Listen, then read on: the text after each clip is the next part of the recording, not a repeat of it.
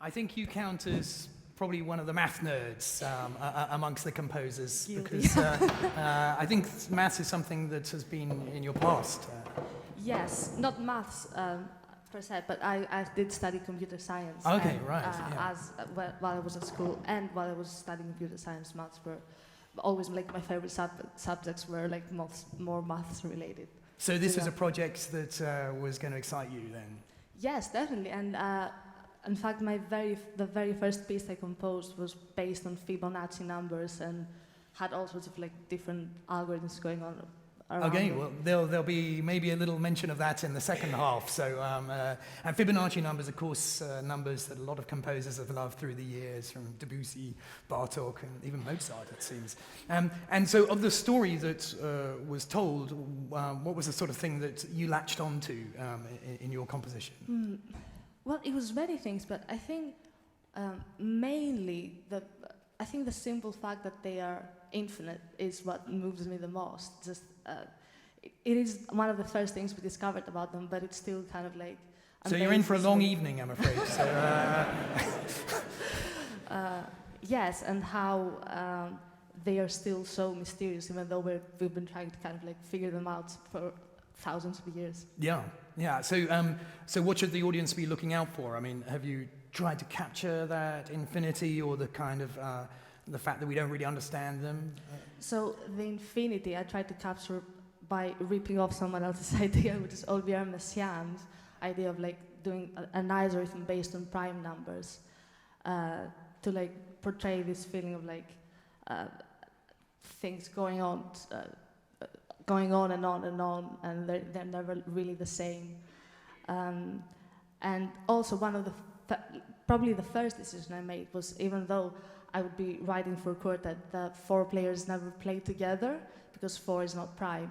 So they play. I like this one. That's so nerdy. Great. So they play either in duets or trios, or they come really close together, but you will never be able to hear them play all 4 together. That's a challenge. And also, I think the primes are hidden inside the instruments as they sort of climb up through from the cello. Or it's a 4-string quartet. Yes. So in the middle of the piece, the cello starts an ascending line, and it starts from the very bottom of the instrument, from the first C open string, and this ascending line kind of, every new note happens on a prime number beat. So the second, third, fifth, you lose count at some point. So there's no right. And it goes from the cello all the way up to the really, really high violin. Right, so the infinity is perhaps happening when this goes off the scale, and maybe the teenagers will be able to hear the infinity, but us oldies won't be able to hear. So what's the title of the piece? Primes Eternal, Some Music of the Primes. Great, Primes Eternal, 7 words. Some Music of the Primes. So let's welcome on our quartet, who are going to take us to infinity and beyond.